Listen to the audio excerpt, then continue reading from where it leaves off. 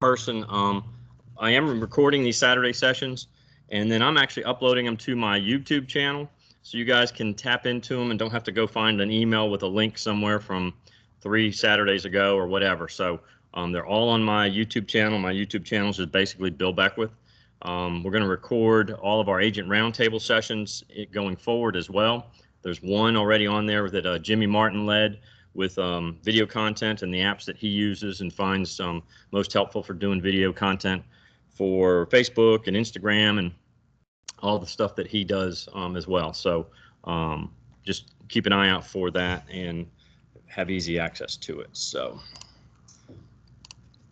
if you have any questions, there's a lot of stuff I'm going to go through, and y'all know I talk fast, so just chime in and unmute, shout out, doesn't matter. But we got tons to go through today, and some of this stuff is kind of basic. So some of you that have been through this before or have played around with the MLS or have been using the MLS, some of it will come across very basic, but there's just a lot of keynotes that I want to go through to hit the highlights, and make sure you stop me if you have any questions on any of these particular things. So we're going to cover today basic and advanced searches on the MLS, how to find properties to do CMAs, and then how to tie those properties that you'd use in a CMA for into Moxi Present. So it's a lot of info to try and get it all in 3 hours, but we only have one more class, and that's next week.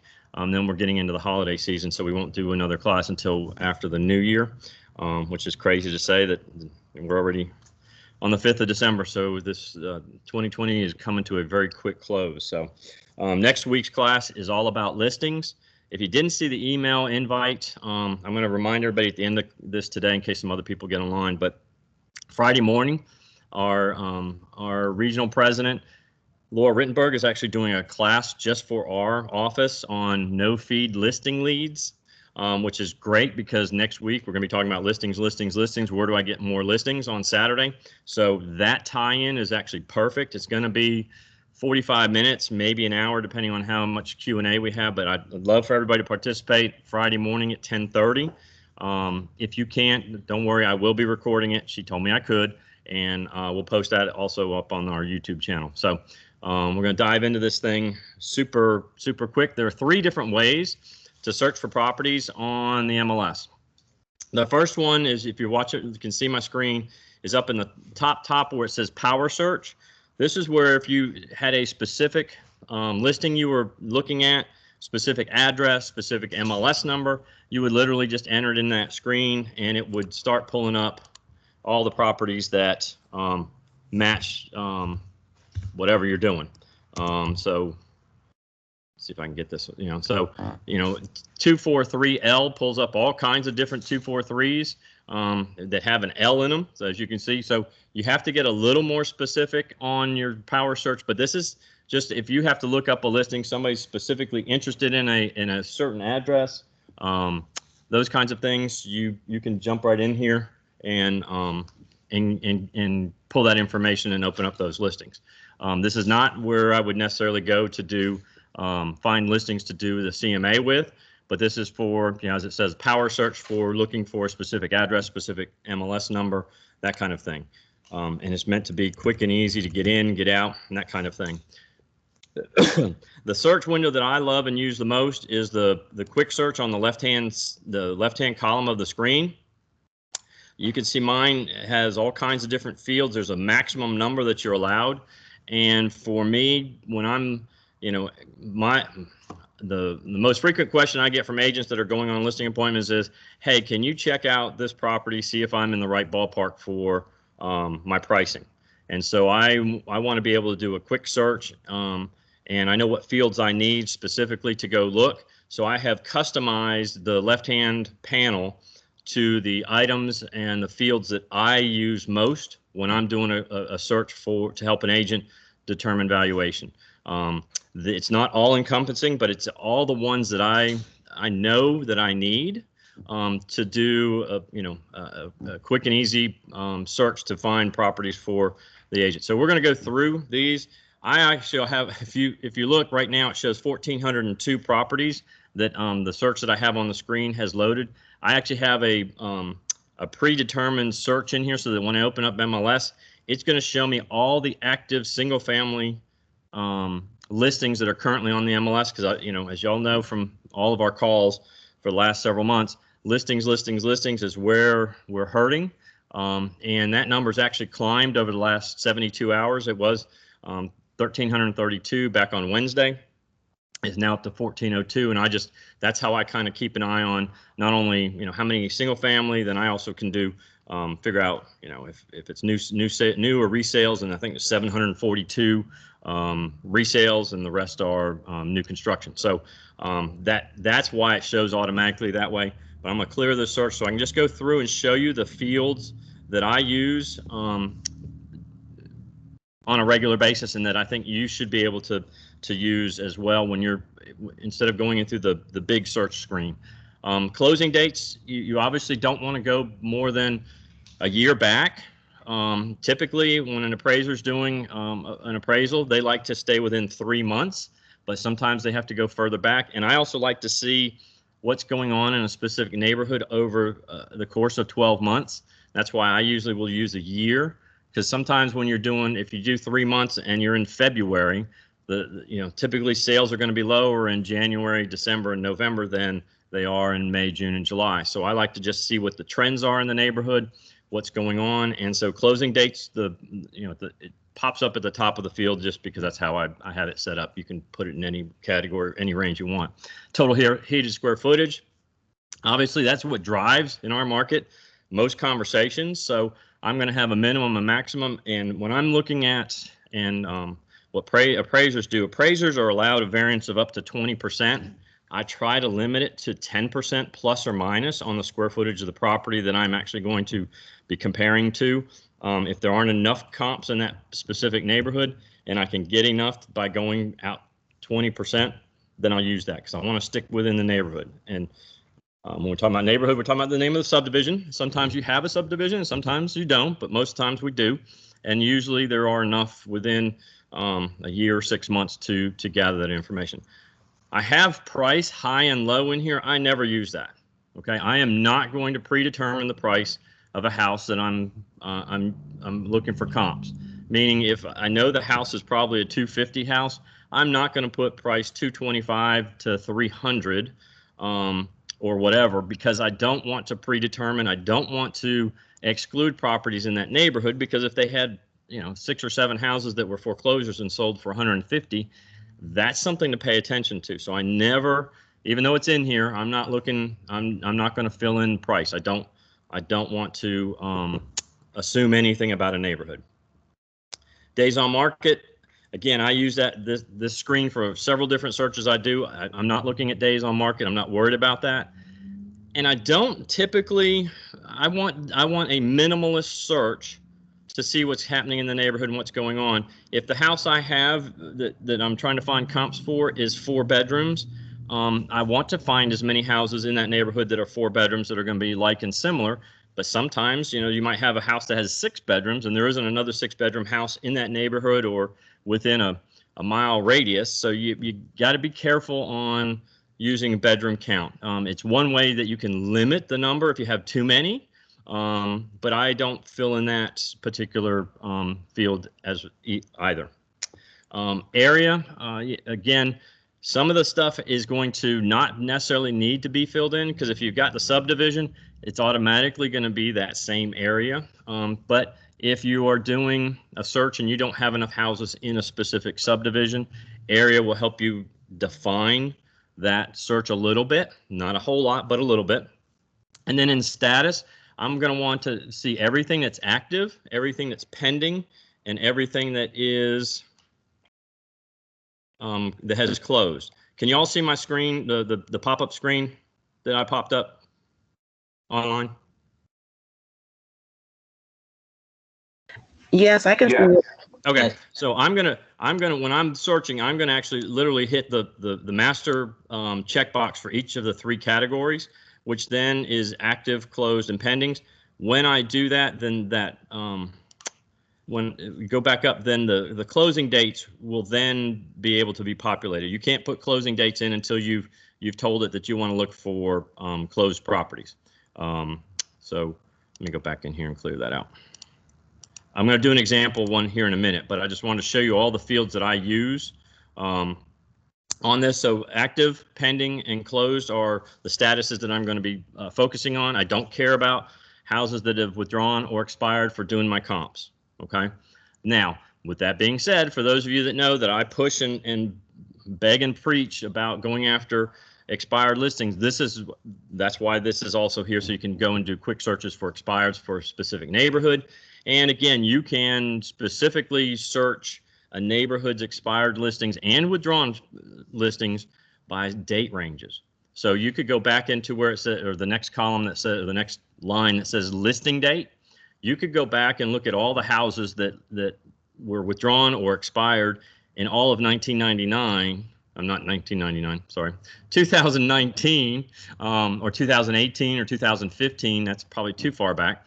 But over the last couple of years, you can actually pinpoint houses that have been withdrawn or expired in that particular neighborhood during a specific time frame.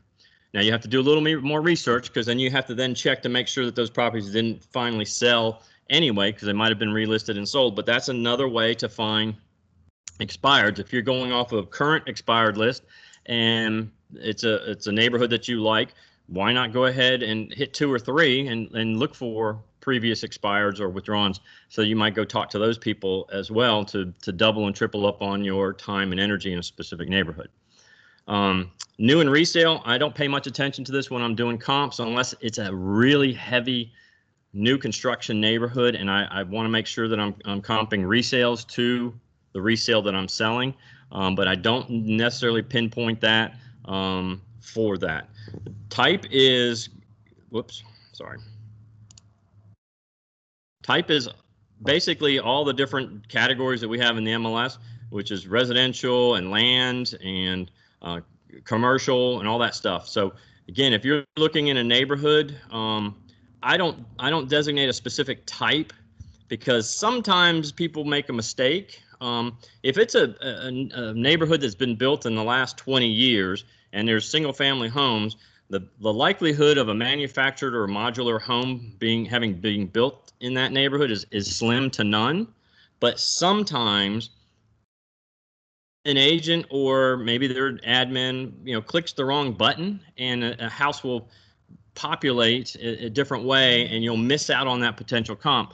If you know every house in that neighborhood is a single family home and all of a sudden one of them pops up saying townhouse, that was probably a mistake. But if you just click on single family, that townhouse that is miscategories might not pop up. So I don't use it much, again, but if you're in an area, if you're in rural areas and you want to make sure you exclude manufactured and mobile homes, then you would pick single family. Or if you want to only find manufactured and mobile homes, because that's the property that you're doing the comps for, then you would select one of those. Now, I have a couple of other categories down here near the bottom that will be necessary when you get into areas where you can't find enough comps in a subdivision.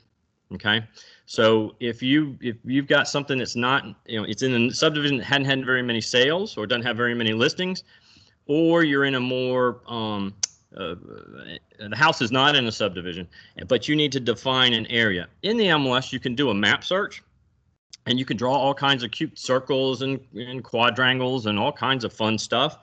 But ultimately, the smallest category for a particular property for you to search that's not in a subdivision, that doesn't have enough comps or isn't in a subdivision at all, is the elementary school zoning. Okay, because if you think about it, there are more elementary schools than there are middle schools, and there are more high schools than there are middle schools. So if you're having problems finding enough comps, then you would skip down here to elementary school and search that first, because that's the tightest category of people for houses that that feed into that elementary school. Then if you can't find enough there, then you could do a middle school search, and if you still can't find enough, you would do a high school search, because high school pulls from the largest population in any category. You just have to be really careful. When you're picking, for instance, high schools. This is how crazy it is. The Blythewood High School, which is, right there in Blythewood, downtown Blythewood, actually feeds from Lake Carolina, where Ridgeview High School is. Okay, parts of Lake Carolina get bused all the way over to Blythewood High School. So if you're comping something that's Blythewood High School, but it's on the western side of 77, pulling a house from Lake Carolina as a comp is probably not a good idea, and you got to just really kind of pay attention to those kinds of things. So I always use the tightest grouping besides subdivision is then elementary school. Okay, then you'll see if you skip 2 lines down, I've got zip code. That's the next kind of layer that I'm going to go before I go to middle school and high school if I need to, because you're going to get the next tightest group, if you will, after elementary school. And you'll see that little, this is an extra line I have in here for off-market date. That's what I use when I'm looking for properties that went off the market during the year of 2019, 2018. So that's why that line's in there. And I don't have it moved around, so it's kind of out of the way. That's how it stacked up when I did the search. So, any questions on using the quick search on the left-hand side of the screen? Good morning. Okay, go ahead, Jackie. Hang on, Jackie's got a question, then I'll get to the person who chimed in online. Go ahead. Okay. On quick search, when I sign on, it has all of these categories, but some of the categories that you mentioned are not. Okay, so Jackie's question was on the quick search. It has some of these categories I talked about, but not all of them. What you have to do is you have to go up to the little edit widget cog that's right next to where it says quick search, and you can add and delete the different types, the different search categories. Again, you're only allowed so many, and so if you get to it and it won't pull it over, it's because you've got too many. So, and then you can move them up or down. I just haven't spent the time whenever I've got off market, because I could click off market and tell it to move down, so it's below the zip code, and then I can move things left and right. Okay, and then once you do it, you hit apply and save, and it will be your setup from then on. You don't have to change it again. Okay. Yeah. Okay. Whatever. Go away. All right. All right. Somebody had a question online. Go ahead. Good morning, Bill. This is Sandra. Hey, Sandra. I wanted to. Good morning. Good morning, everybody. I wanted to know, do we use the same caution when entering the number of bathrooms as we do with bedrooms? Absolutely. Yeah. So the question is, let me see if I can get it louder. Just say hi again, Sandra, so everybody can hear you. Hi. There we go. That's better. Okay. So yes, the same applies with bathrooms as is bedrooms. If the house has 3 full baths, I would not limit my search to just houses with 3 full baths. Okay. If most of the houses in the neighborhood are 4 bedrooms, 2.5 baths, and your particular house has 4 bedrooms and 3 full baths, you're going to miss out a bunch of properties that come. I try, again, I want my search to be minimalist in the data that I'm originally searching by, and then I'm going to use delimiters to get a closer number if I have too many. Does that make sense? Yes. Okay. Any other questions? Yep. Any other questions on that?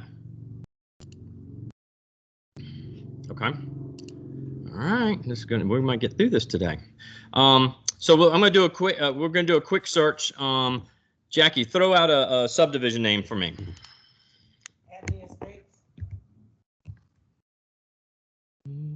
Estates. Okay, Abney Hills Estates. Yep. All right. So the house that we're going to be looking at, that we're trying to find comps for, is 3,000 square feet. So I'm going to go 10% below, which is 2,700. And I'm going to go up to 3,300. And when I enter that number, zero found. Oh, because I put only active. All right, hang on. Let me fix. I should have cleared my screen. Hang on. So of my active, pending, and closed in Abney Hills Estates, taking a while for it to count. Oh, and closed within the last year.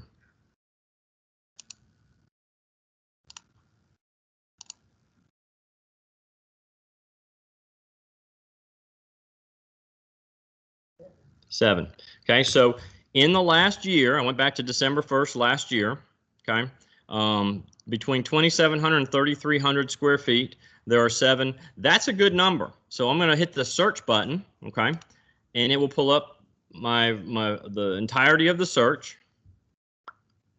And as you can see, all but one are closed properties. There are no active properties within that price point or in that square footage range. Okay, this is a good search, but I like it to be better because I'd like to have some active search, some active listings. So I'm going to go back in here, and just so I can see if there's anything available, I'm going to clear out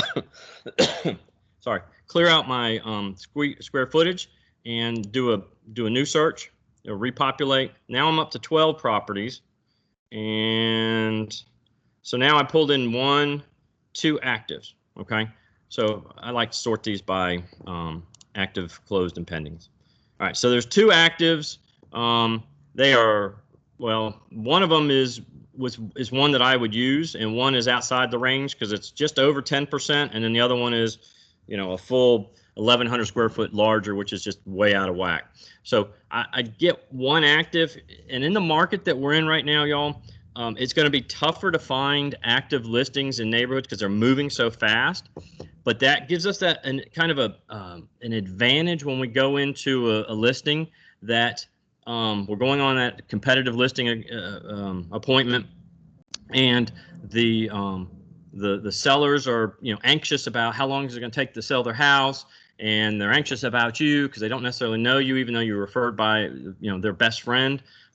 We get to be a little hyped up about the fact that there's only 1 listing that's competitive to them and their price range in this neighborhood, specifically because it's 3,000 square feet.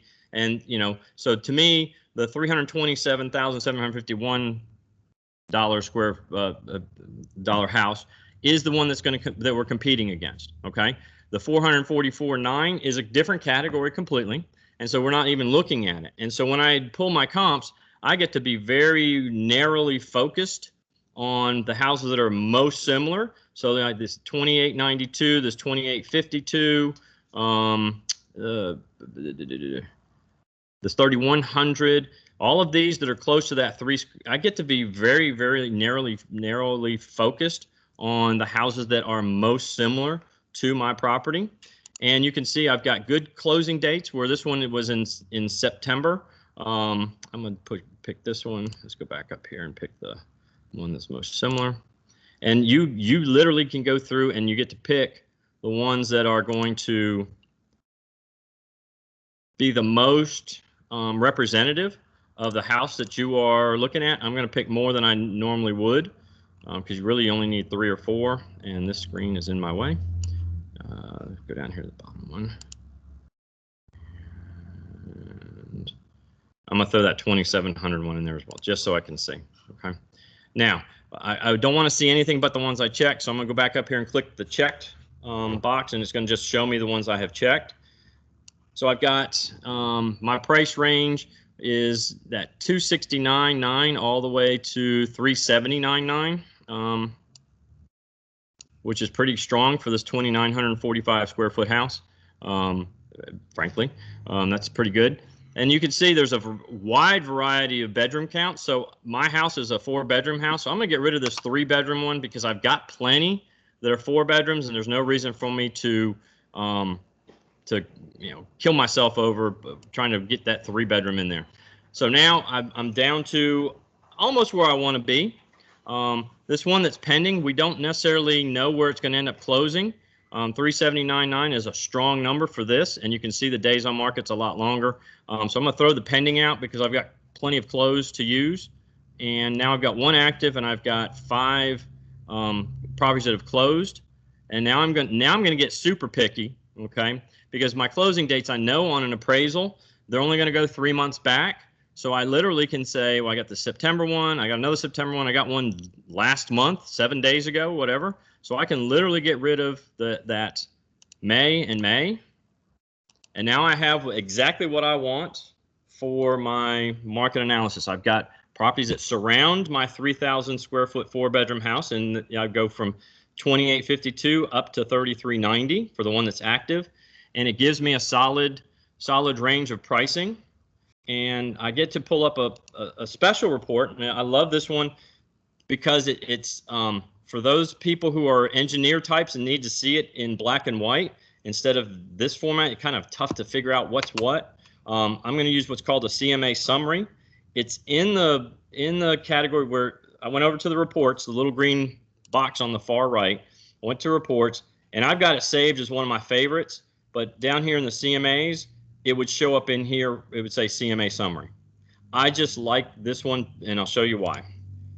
Because it gives me in a spreadsheet format all the information that I need, not only the address, okay, whether it's active or closed, when it closed, the square footage, days on market, the price, the dollars per square foot, both the average, the minimum, and the maximum, and then the median price.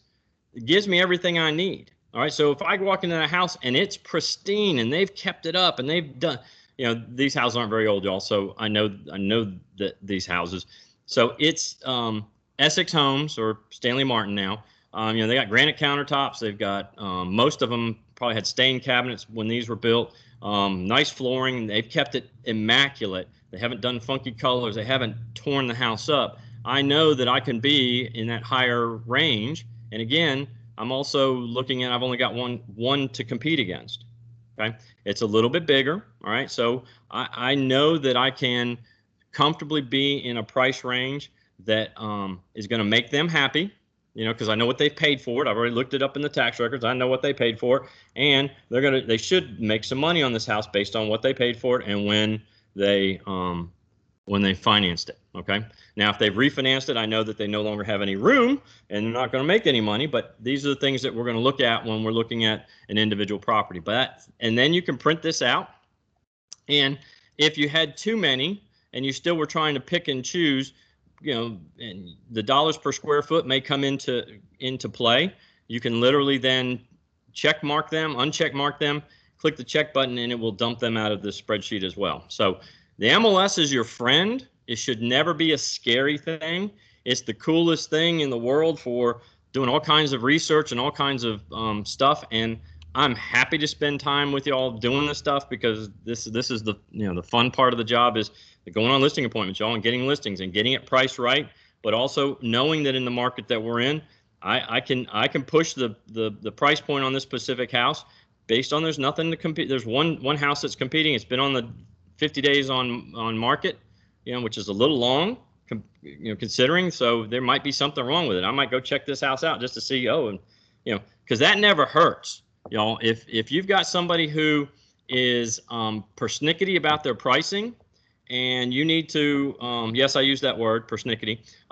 You can literally take them on a tour of the houses that are active, show them what their competition is. If you've got somebody's got a dated house and they're not willing to paint and put in new carpet, and the houses that are in their neighborhood have all done those things, it doesn't hurt to take them on a quick tour of four. Again, we don't have that many in the neighborhoods anymore, but a few of the houses that are on the market to let them see what their competition is and understand that, their house is lovely, but they need to replace the carpet. They need to paint. They need to do some landscape work, whatever, based on the competition. And if they want to get top dollar, which is what they've told you they want to do, that's how you literally fix that, or try to fix that problem, by doing that. Just taking them around and showing them. Did somebody put their hand up? No. Yeah. Oh, wait, somebody made a comment. Hang on. Sam, what you said 15 max. What? Oh, on the search, on that search window, the max number of fields you can have on that left-hand panel is 15 max. Thanks, Sam. So you can have up to 15, and again, you don't need to get into the minutia about houses. What kind of flooring does it have? What kind of countertops? Those kinds of things, because you can go through the listings and actually, look at the pictures. You can look and see what's in those listings individually to get to that, to get down to that nitty gritty if you need to. Okay. All right. Any questions on the left-hand search window? All right, cool. The next is the main search, which is up here on the top where the magnifying glass is. It says search. and you can search by class. Whoops. You can search. Hate this thing. You can search by class, which is residential. If you're looking at lots and acreage, multifamily, all kinds of stuff. They even have all the auction stuff in there.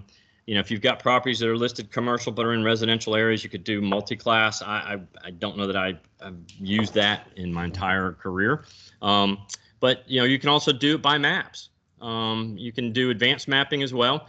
They have classes on these things on a regular basis. I don't teach it because I just don't use it. I used to use it a lot when we were having so many problems with so many houses going into foreclosure in the middle of nowhere. Sometimes you have to do some map searches and things like that. So, and then you can have saved property searches as well. You can have all kinds of things. So this is where you go, and the residential is going to pull up everything, all the different, as you can see, all the different screens and fields, and you can add to them. Again, these are all customizable, so you can go and add fields, take fields away, and you can go back and look at your last search if you've been doing a specific search for a specific neighborhood or a specific property.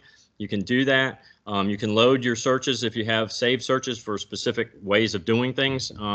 There's all kinds of things you can do with this, and I'll just show you the map search just because we're on here and I can. Zoom out. So if I drop a pin here.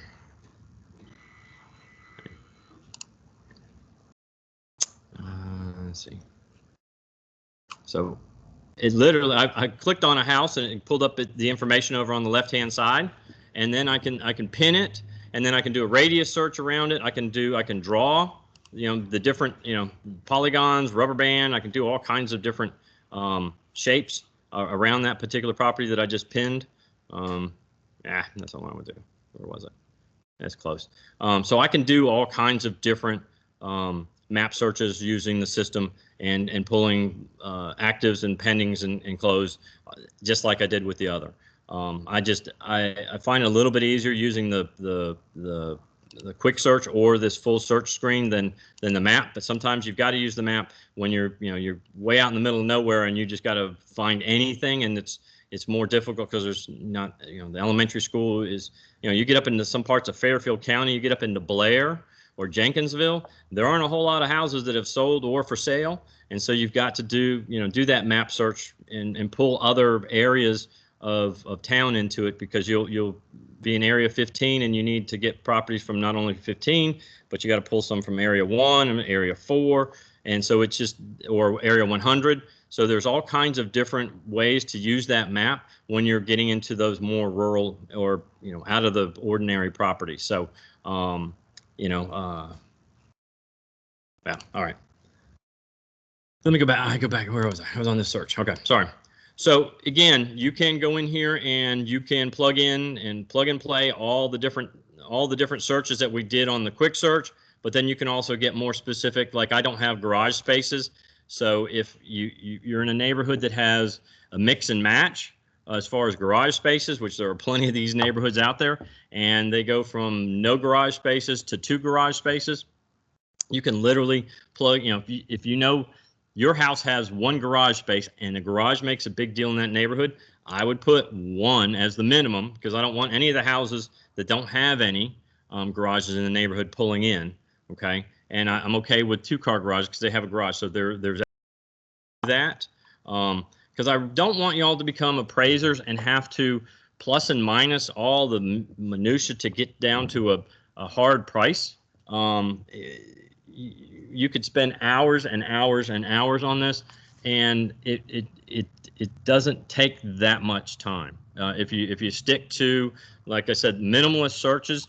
And when you get into one of those neighborhoods, come talk to me. Let's talk about what's the best way to chase that particular property or get a fair valuation on that house. Because we've had a couple recently where somebody had a 2-car garage, and they were like one of 4 houses in the whole neighborhood that had 2-car garage. And so you've got to go outside the neighborhood and then start searching for, based on some other criteria, because you got to have, appraisers are going to give value to a garage over the ones that don't have them, and we need to be able to kind of substantiate that value for those things. So, hey Sam, you've done a bunch of listing appointments recently. Do you prefer using the big search or using the quick search? I normally use the big search. Okay. Now talking about the quick on the left-hand side. Yes, sir. Yep. Yeah, now that you've explained it a little bit better, I'll probably use the quick search more often. Okay. Because I know you've had some listing appointments where you've had newer construction homes, not necessarily new, but in neighborhoods where there's still new construction going on, and also homes that are almost 20 years old, right? Correct. Yep. So, he's taken on a challenge with a couple of his listings lately, but we've gotten them under contract and they've appraised for the most part, right? Waiting on my last one to appraise, so I'm having a rough weekend. Yeah, well, yeah, he had some VA appraiser came in and didn't come up with the value that the contract is, so they invoked the Tidewater Act, where Sam, as a listing agent, had 48 hours to provide comps that substantiated the value, and he had to follow some certain guidelines and do some certain things to get that information to the appraiser. But I think we nailed it, Sam. Again, it's black and white. I mean, you did a good job pulling the ones that substantiated without going outside of the neighborhood and without going all over the countryside. So hopefully that will come through. He's got it. Waiting to hear back. All right. Well, good. Anybody have any questions about the searches? I'm getting shaking heads here. You good? Okay. All right. So what is this? So I've been kind of pointing towards doing CMAs and finding listings to find valuation. So a CMA, for those that don't know what it actually stands for, is a competitive or comparable market analysis, depending on who you talk to. Comparable market analysis is the way I go, but competitive, I've also heard that too. It's finding properties that are most like the property that you're getting ready to list, and then also taking into account this is what an appraiser is going to do. They're going to go in the MLS just like we are here. They all have access, and they're going to pull the same kind of searches and the same kind of information that we're pulling here. Now, every once in a while, you get an appraiser from out of town, and you need to help them a little more than some others. So, you just work with them however you can to help them when you're getting down to that valuation. I personally like pulling my comparables through the MLS first before I take them to Moxi. In Moxi Present, I can do the same exact kind of search, but I'm comfortable with the quick search. I can pull my comps very quickly, and then I can go over to Moxi and I can type in the MLS numbers that I want to use for my Moxi Present for my listing presentation. But everybody has their comfort level, and I tell everybody play around with both. Because some people love doing it through Moxi because it's right there in the thing, and they don't have to open up MLS. They don't have to do a search. They don't have to, write down the MLS numbers or whatever. And I don't care. I just know that I'm old school, a little bit. I love the MLS. I love the search capabilities that it gives me, and I'm gonna use it first and foremost when I'm doing my my comparables. So let me go back to. Where was I? All right. Oh, I had a real quick question. I wrote down when I was writing my notes for this class. By a show of hands in here, and then y'all online, how many of you have downloaded and used the HomeSnap app on your phone? All right. 3. Stephanie, did you have your hand up? Yeah. So 3 people in the room online who has HomeSnap and or has used it. I do, Bill. Okay. And who else? I saw somebody else's hand go up. Sam, you've got it on yours. Travis has got it on his. Okay. I have it. Okay. I see you, Sandra. I got you. HomeSnap, you need to have it on your phone. Okay. HomeSnap is direct access to the MLS. And actually, not only the MLS here, but the MLSs all over the world, or all over the country. I shouldn't say the world. It's all over the U.S. It's free to use. The MLS provides it. And it gives you direct access to the MLS, so you can literally be driving through a neighborhood and hit the nearest me, and it will show you the properties that are nearest you in that neighborhood or on that street that are listed for sale or have sold recently. It also has some cool tools in that it will show you properties that are most likely to list or likely to list based on some of the criteria that we use on our CBX seller leads. It's based on how long they've lived there, how much they owe on the house, and those kinds of things. And you can actually do a rapid CMA on that app as well. I don't recommend it for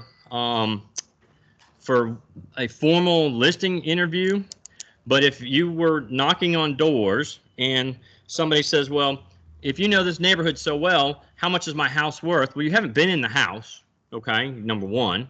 Number two, you need some time. Say, well, I'd like to set up a formal appointment with you, come in and talk to you and show you. Well, but if you know everything, you should be able to tell me how. Well, you can actually go on to HomeSnap and pull properties that will be most similar to their property because you've pulled it up on HomeSnap, and actually email them a very rough, and that's what you tell them, say, this is not at all the most accurate, because I really would want to do some research. I'd want to walk your house, see what kind of condition, what upgrades you've made to it, blah, blah, blah, blah.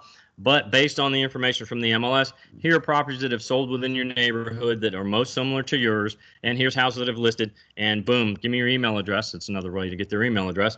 And literally you can send it to them while you're standing on their front doorstep. So again, MLS is here to help.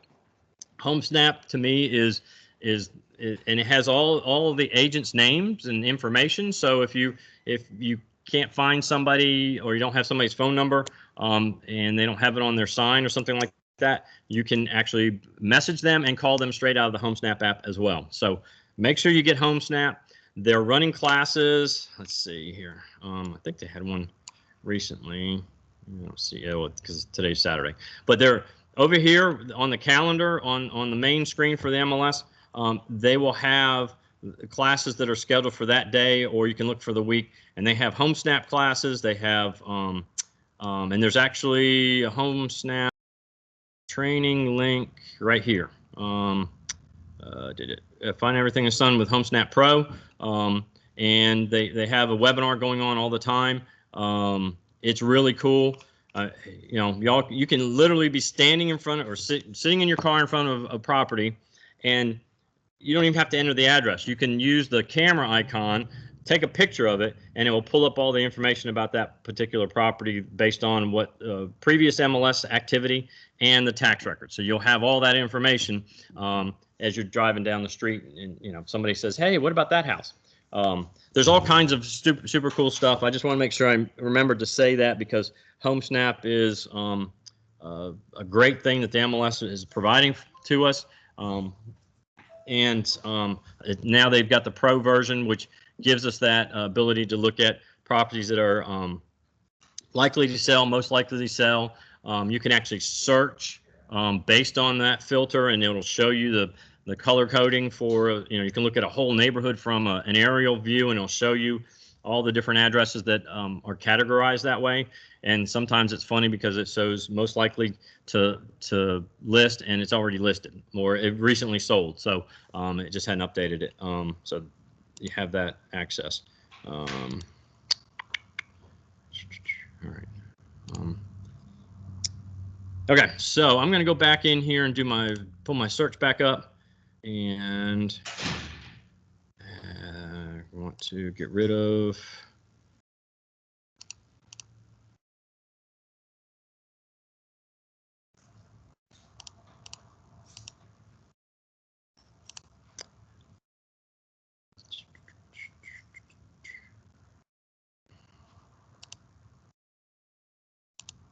I got to go back and clean up my search real quick, y'all. So hang on just a second. I didn't print it out, so I'd have it.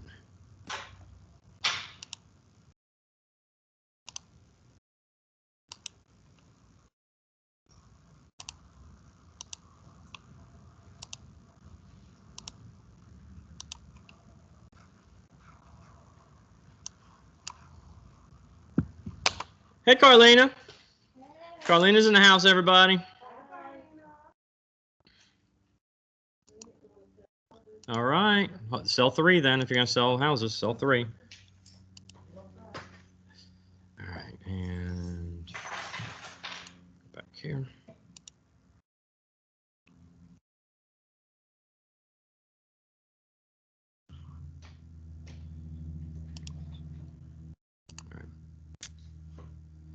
All right, so I have gone back and picked up my 1 active and my 4 sold in this particular neighborhood, and I'm going to print out this grid so that I can then have it, and I don't have to write them down. It's just easier.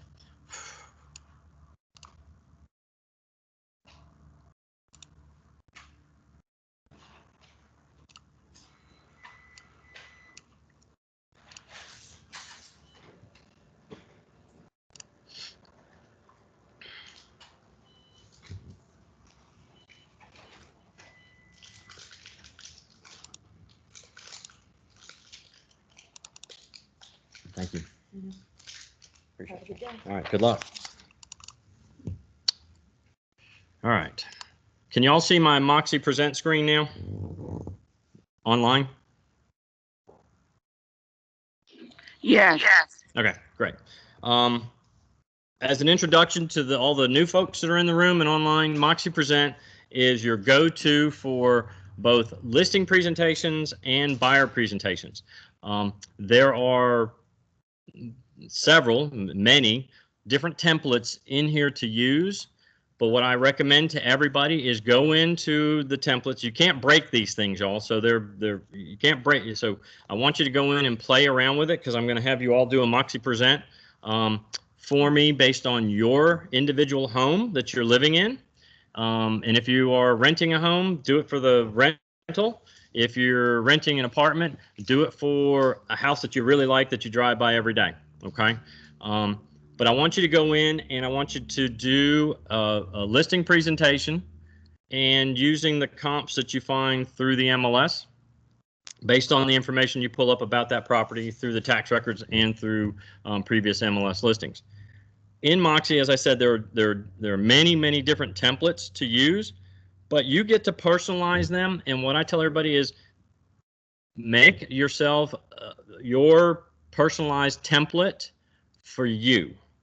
Then you can personalize that template that you've made for yourself for each different listing presentation or buyer presentation that you're going to do going forward. And the reason I say that is it will make it a whole lot easier than you starting from scratch. And I say scratch because the templates are fairly well laid out. I mean, they've got everything in them, but sometimes you don't necessarily need everything that's in them, or you want to add stuff. And you want to have stuff in there that's in there on all of your templates, and so you don't have to keep adding them. So you can literally add documents, you can add photos, and you can actually add video content to the presentations. And I have several agents who have testimonials from past clients, and they have them typed up on a sheet. You know, they did it in Word, and created a PDF, and they added it to their presentation for when they go to on their listing presentation. The Moxi is set up to be both a digital delivery system, so you can create the presentation and then you can email it to your potential client, potential seller, potential buyer ahead of time, and then I have several agents who are, again, old school like me, and they like to have a leave behind. So they will actually print out the presentation, and they'll put it in one of our binders. We've got a couple of nice little binding machines here at the office, and they have something that they can hand to the potential client and have as a leave behind that's a really well done, really fancy-dancy listing presentation. When Moxi came out 3 years ago here, I think, in our marketplace, I was just blown away. I mean, they've had it in other parts of the country as, you know, to test it and to get the kinks knocked out of it.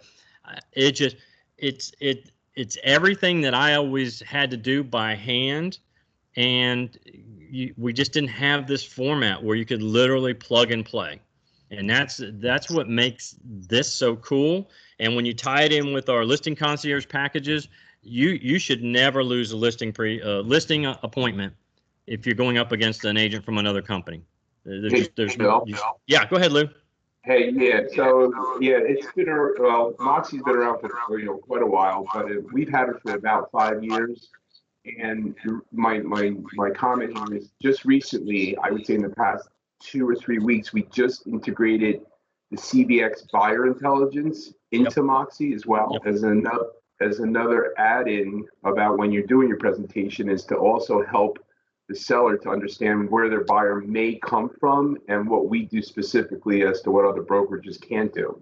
Right, that's right. Which is, again, super. I mean, again, we want you to be able to walk in, whether it's your very first listing presentation or your 75th, you know, that week, as confident as you can be to get win that appointment, win that listing, and get yourself some more business. So it's just, I mean, it's just the coolest tool. And they just, you know, like Lou said, within the last month, last 3 weeks, integrated the CBX buyer lead, which actually, again, Coldwell Banker's been around since 1906, y'all. They've been gathering real estate data for a very long time, and they now put that information, that data, to use for you every day. And they literally can show, based on the house that you're going on the appointment for, where it's located, the price point, they can predict the most likely zip codes that the buyers are going to be coming from. And using Listing Concierge, those digital pieces and that online marketing is actually targeted to buyers that are most likely to buy that particular property, whether it's here locally or from those zip codes. So all this data is integrated and put to use. As you can see, I've got lots and lots of past, listing, because I help agents with their Moxis. But also the cool thing about Moxi is, me as the broker, I have an agent who is terribly behind on appointments all the time, and can you do me a Moxi for this listing appointment I'm going on? And so literally, I get the address, get the information, I go pull the comps, and within 20 minutes, I've got the Moxi present, the CMA, all of that put together, and then everybody has the ability to go into it and actually assign it or add a co-presenter. So I can add a co-presenter. Well, I'm not going on the presentation. I don't want my picture and information on there, so I'm going to actually literally assign that Moxi present to that agent, so then they can not only digitally present it, send it, email, but they can go into their Moxi and print it out. Okay. Once I assign it, it's no longer in my queue. So when an agent says, "Oh, I thought you were going to print it out for me," if I print it out, it's going to have my information, or if I add a co-presenter, it's going to have both of our information. I can't do it just as the agent. So I assign it to you, you've got it, and you can then go in there and tweak it, twist it, do whatever you want to do it, and be able to rock and roll. The other cool thing is, for everybody that's in this room and online, for those of you that are wanting to do stuff and you don't have anything yet going on, is doing open houses for agents that have listings. Okay. One of the cool things about Moxi is you can go and do a flyer using the quick flyer tool, okay, and create a flyer for the house that you're going to hold the open house for, that has the pictures of the house, has the copy, the description, and then it will print out with your picture, your email address, your phone number. So you actually have flyers with your own information that you can hand out either at the open house, or if you're going to go walk and knock, ahead of the open house. You know, we have several agents who are, I'll use the naughty word, hell-bent on getting more listing opportunities off of every listing they get. So they will go and walk and knock a neighborhood ahead of an open house. Let's say their open house is on Sunday. They will go Wednesday or Thursday, walk and knock a neighborhood, handing out 30 flyers, inviting the folks to come check out the house that they've just listed they're holding open. And again, you can do the same thing, as even if it's not your listing, because it's our company and our office listing, and you've been okayed to do that by the agent that you're holding open house for, and hand them a flyer. And the conversation is as simple as this: hey, I'm holding this house that we've just listed here in the neighborhood on Sunday, open from 12 to 2 or 2 to 4, whatever you're doing. And so if you happen to know of somebody, a friend, family member, a coworker that has wanted to live in this neighborhood, I'd love for you to invite them out. And if you have time and want to drop in, we'd love to talk to you. And by the way, don't know if you know this, but there aren't very many houses in the neighborhood available. This one's going to go pretty quickly. If you've been thinking about putting your house on the market or selling, now is a great time. We're very short on supply. There aren't a whole lot of houses in the Columbia market, and houses are flying off the shelf. I'd love to set up a time to come talk to you if you're interested in putting your house on the market. It's meant to get an opportunity. It's not meant to get people to show up at your open house. Yes, we'd like to have them show up for your open house, but if they're a neighbor, they're not interested in buying it because they already live in the neighborhood, okay?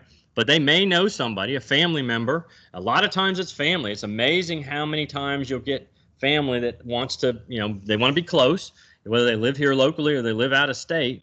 You'll get those opportunities, and hey, this house just came on the market, because it may be on a part of the neighborhood that they don't drive through and they don't see the for sale sign. You just never know. But we found that 30 is I have one agent that will every time, no matter, even if he gets an opportunity on the very first door knock, he's going to still hand out all 30, because one could be 5. You don't know. So walking and knocking is, and it's very old school, y'all. I know this, but it's the new way of getting in front of people. With everybody, shelter in place, people are home, they're working from home, and we do it safely and socially distanced, wearing our masks, knocking on the door, and stepping off the porch. Sandra, isn't that how you're doing it when you're walking and knocking these days? Yes, I knock on the door, step back, smile, and wait for them to open it. All right, they can't see your smile underneath your mask. So are you taking your mask off? I take my mask off once I step back so they can see the smile. Okay, all right. And Sandra was blown away how easy it is, right?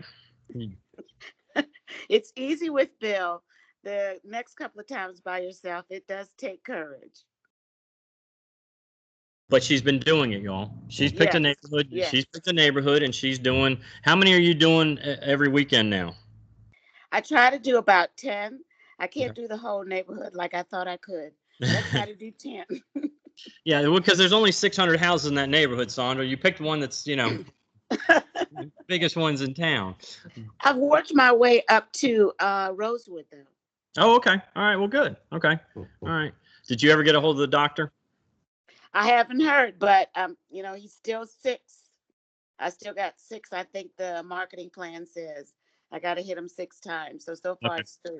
Okay. Just to give you, again, we're always looking for opportunities. I'm going to sidebar on this, because walking and knocking is just, it's as old school as it gets. Lou can tell you he probably did it way back when he was an agent. But it's just a way to get in front of people. And I personally think it shows that you're assertive enough and you're confident enough to actually go and talk to strangers about putting their house on the market. Sandra and I did, I think we ended up doing 8 houses. We talked to 5 homeowners on a Wednesday afternoon at 3 o'clock, y'all. We talked to 2 different people walking dogs, and we talked to a yard maintenance guy, okay?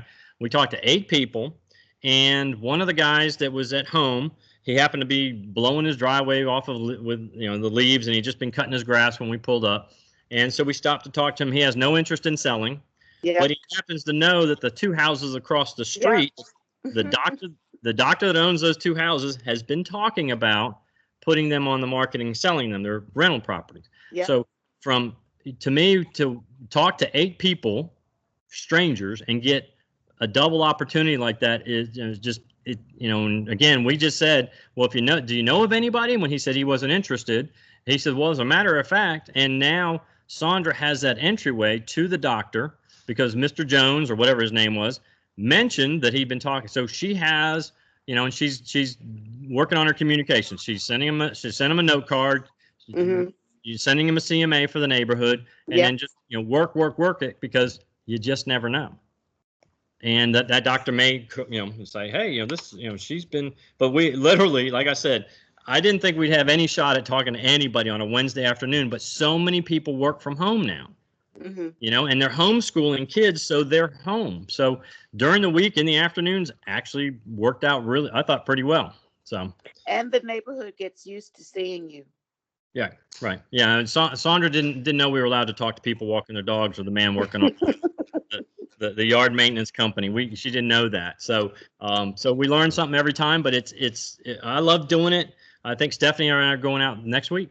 Stephanie, yeah. So we're gonna go knock on a few doors and just get comfortable with it. So anybody that wants to do that, or you want to do it prior to an open house, just to get used to it, I'm happy to do it. It's the get out and go and get some activity, you know, kind of moving along. So, all right. Yeah. All right. So I already have presentations done, so I can go to the 3 dots. You see the 3 dots here next to this one, and then it's in the quick flyer. Okay. Yep. So we're going to start. We're going to create a new. Because I want to do this house and we're going to do a seller listing because we're going on a listing appointment. And I'm going to hit continue. Now, this is where you can see all the different types of templates that are in here that I've got in my queue. I'm sorry. Those are my templates. I'm sorry. Under brokerage templates, these are all the templates because I have my templates. See, I've saved some already. So you can go in and create your own. There's all kinds of different ones. You just got to kind of read them to understand what they are. If you're doing a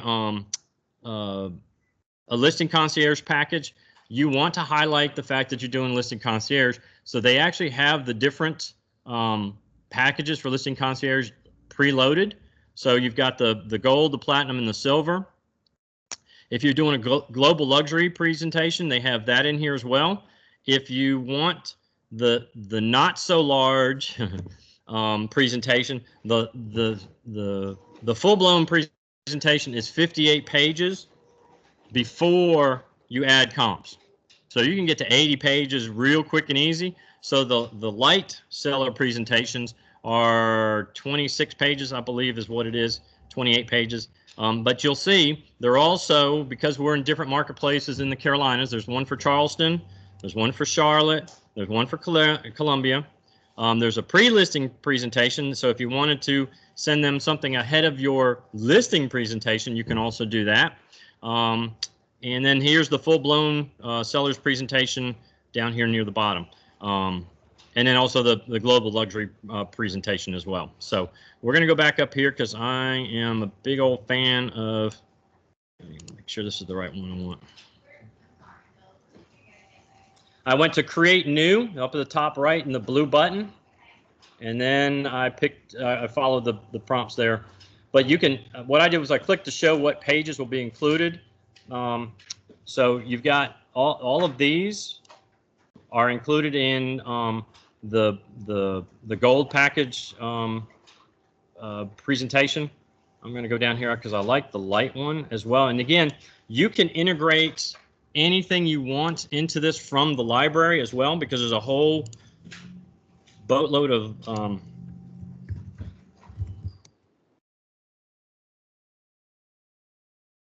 normally I would put whoever the person's name is here. I've prepared for, you know, Mr. and Mrs. Jones or whatever, Charlie and Jane Jones, whatever. I've put that in there. But since I don't have a specific person that I'm marketing to, I'm going to do that. Okay. Now, don't think the system is frozen up. There's nothing going on the screen. Okay. There's absolutely nothing. You're like, what's happening? Okay. It's working. It takes a minute because it's not even spinning circle or anything. So don't keep clicking. See, now the circle starts spinning. It takes a few seconds. All right, so like I told you, the light version has 25 pages, all right? And I can add pages and I can subtract pages, but we're going to go into this real quick, and I'm going to do something a little bit different than I was planning on. Let's do this. Okay, so if the house has been listed and sold, or listed and withdrawn, listed and expired, whatever, okay, all the information that's in the MLS about the property can be pulled over, so it'll save you some time and energy filling in all the stuff. Okay, so the active listing that's in Abney Hill Estates currently is 478 Maple Valley Loop, and so I pulled the MLS number, okay, and when I hit copy, watch what happens down here. All the information pulls along with all the pictures from the listing. Okay, so if it had been previously listed and it's expired and you're going after an expired property, or it had sold in the last, I think it goes back 8 years, you could go back into the MLS on this system. And it might be 6 years, but if it's further back than that, it won't pull this information, so you'll have to manually add it. What I like to do is, if you're going after a for sale by owner, you're going after a property that you can't pull information from the MLS. When you drove by that property, you should have snapped a picture of it with your cell phone, because then you can add a picture and it will show up in the presentation on the first page. Okay, but here's where so this pulls in all the information, you know, the address, where it's located, what schools they have in the MLS based on the, you know, 5 bedrooms, 4 baths, 3390 square foot. It doesn't necessarily give every piece of information, because I don't know why the lot size doesn't automatically pull in. It should, because it's now a defined field, but the agent may not have put that in there. Okay, so I can fill in these blanks that, you know, I probably need to, and it pulls in some of the information. And then here's all the remarks that last agent put in there. Now, I'm not going to, if you're going after a house that's expired, I wouldn't use the same verbiage that last agent had, okay? Or if the house sold, you know, 6 years ago and they've done lots of upgrades, just delete all this, okay? Because if you were coming in here to a for sale by owner, or a property that hasn't been in the system, you wouldn't know what remarks to put in here anyway, because you haven't been in the house necessarily, because you're going on that listing appointment and haven't toured the house yet. So this information, it will fill in automatically, but again, understand it's the information that was put in there from the agent who had it listed previously. Okay, does that make sense? All right, we hit continue. And this is where you can do your online search on here on Moxi. Okay, it automatically assumes some certain things and will start pulling. As you can see, it's got a couple of listings. It's got something that was withdrawn, and it shows you on the map where they are. Okay, I happen to pull this active listing, so the star is right on top of the green, which would be the active listing. Okay, well, but I found the listings that I want to use going in the MLS. But here I can do the search. I can do all kinds of things like I can in the MLS. I'm just a fan of already having my stuff. So I've got 3 comps that I want to use. So I'm going to do 90574.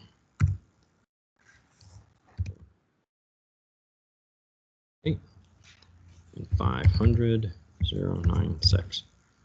Oops, forgot to put a comma in there. All right. So now it pulls those 3. Okay, those are the 3 comps that I determined. And let me move this out of the way. The map over on the side shows them. It doesn't show one of them. It must be a new construction. That's why. Okay. But I want to use, those are the ones that I picked and I want to use. Okay. So once I've got the ones I want to use on the screen, I'm just going to hit continue. Oops, sorry.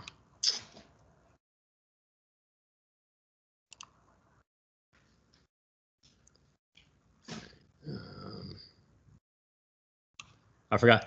You got to, all the ones you want to include, you got to select them. I'm sorry, I always forget that. I always do that.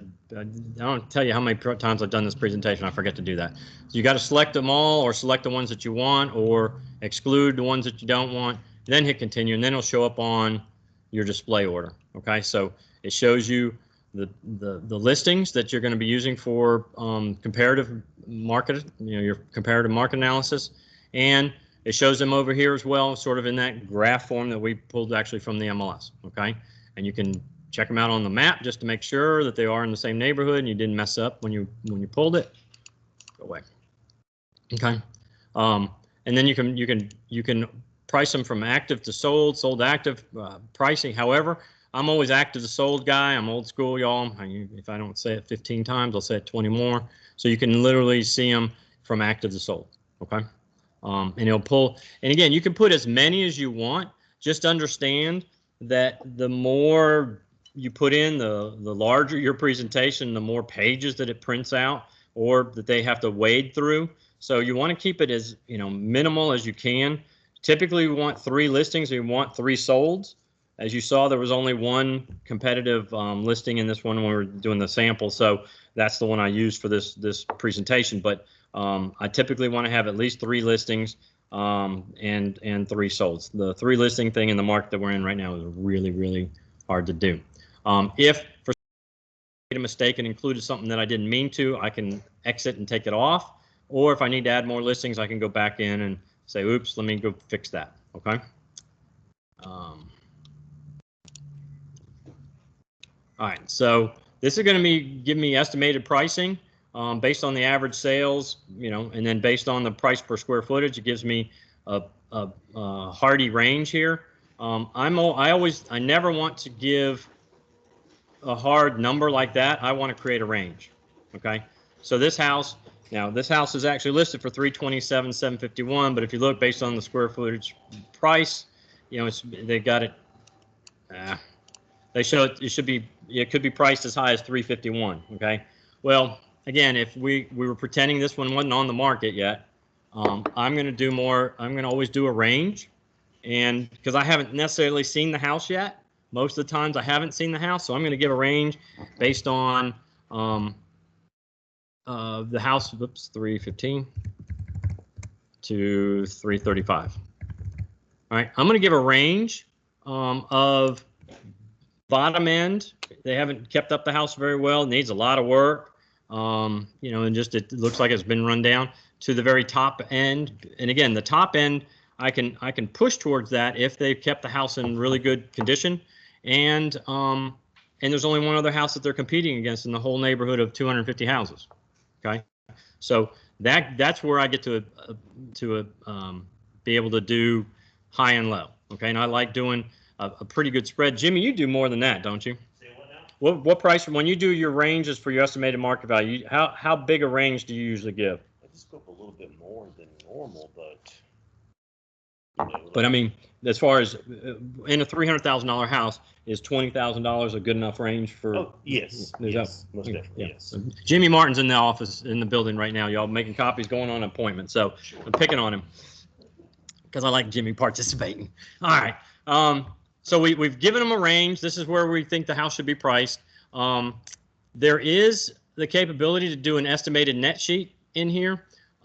In our both in our zip forms listing packet and on the printer copier scanner, we have a seller's estimated net sheet. It has a lot more information than this does. You can add fields to this, but most of the agents in the office use the estimated seller's net sheet that we have, just because it has a lot more fields, a lot more blanks to fill in than that one particularly has. Plus, I want to have that as a separate piece of paper that they sign off on, because there's a spot for them to sign off acknowledging that you've presented an estimate. And well, you said it would sell. Well, no, I said this wasn't. We were going to make this much. You can back end into saying, hey, no, this is what I said, but here's the new offer. Here's where your net. And by the way, you told me only owe 211, and you actually owe 261. That makes a big difference. So you have that for your backup, and this is what we originally talked about. And anytime I get an offer on a property, I want to redo that net sheet based on the offer. And then if we do a counteroffer situation where we're back and forth, I want to do a new net sheet every time for that particular property for my sellers. So when I present the offer, I can present the estimated net sheet saying this is about what we'll net based on where we are on this offer. Okay. Obviously, if we're going to end up doing more repairs than we thought we were, or you owe more or owe less, those things will be different. So I like using the one that we have in our packets, both on the zip forms and on the printer here. All right, so this is where we get to customize. See, the picture of the house shows up on the front. Your pretty face and picture and all that stuff will be on there, and our logo. But over here are all the pages that are included in this presentation.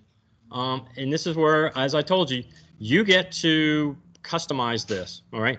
Hopefully you've already done your own individual template, and you'll have the things that you like best.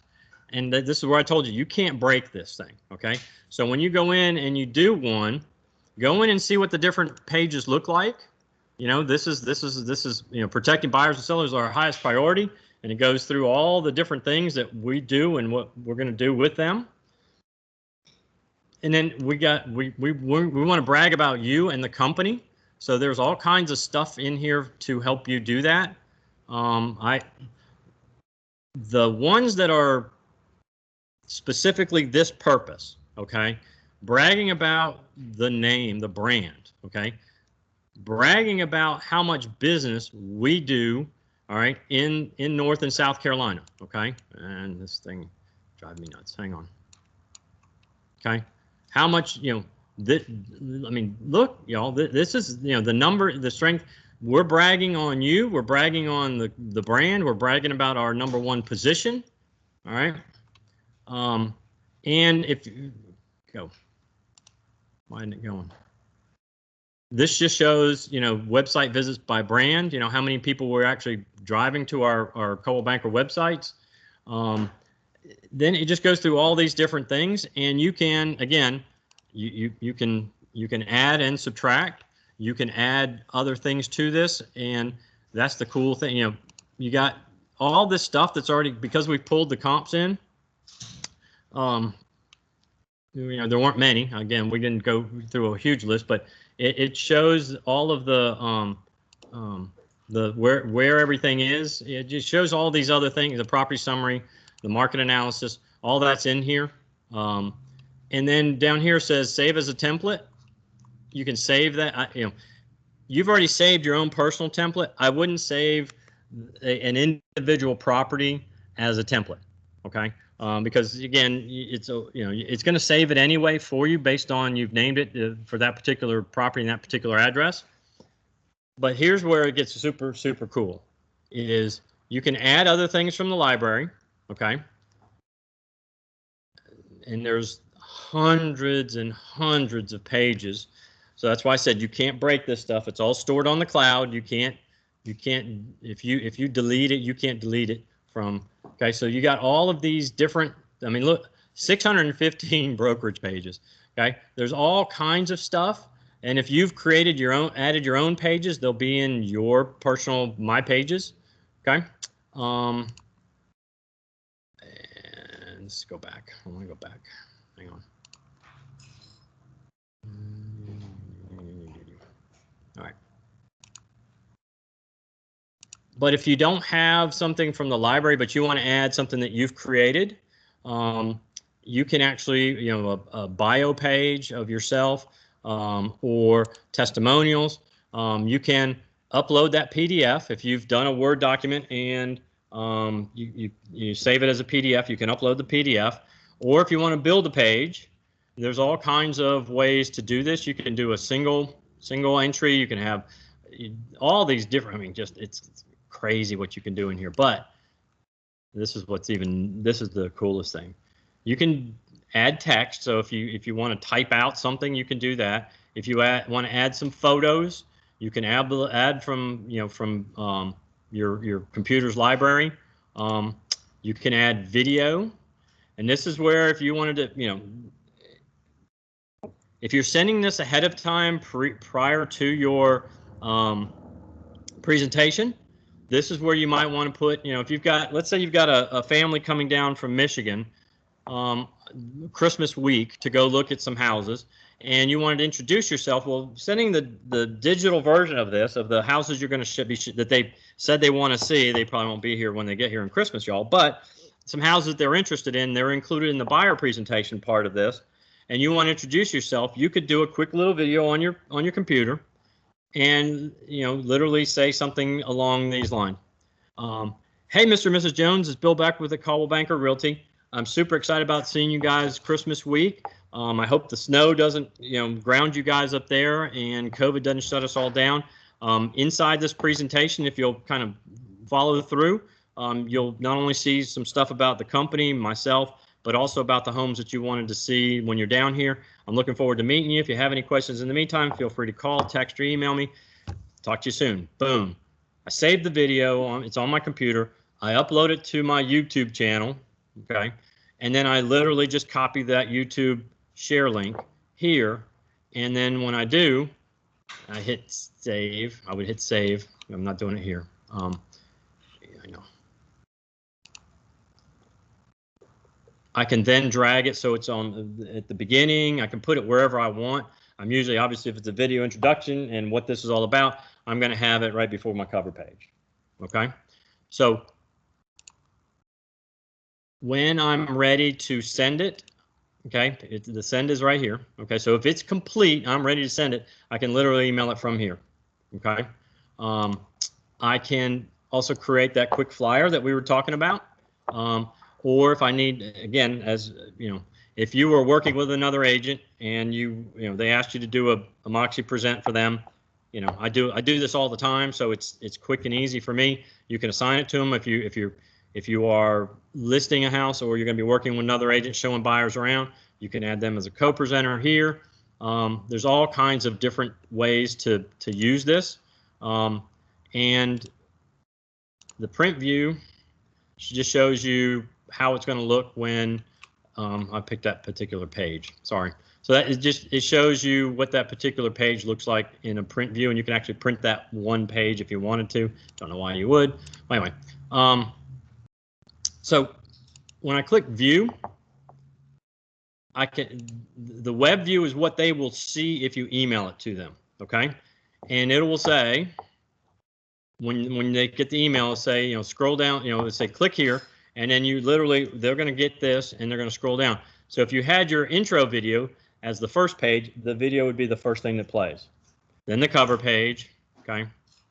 And I'm going to go to page down. So then they can click through all the way through and see all the stuff that you've sent to them, okay? If, however, you're going to do, you want a hard copy, a leave behind thing, something to put in their hands and have them hold, you can do, it'll create a PDF, okay? It takes a few minutes because it's a big file. And when you do the full-blown version, it takes even longer because it's a big file. And this is where people get jammed up, and I'm going to give you this advice. Once it's done creating and generating the PDF, do not print it from here. Because you've now created a PDF on the web, and for it to print out, it will take probably 20 to 30 minutes. Because not only, I mean, PDFs are smaller files, but every page has to not only download from the web to the printer, and depending on the internet strength and all that stuff, it just takes forever doing it this way. So what I tell everybody, my advice and counsel is once it's done generating the PDF, and then here it comes.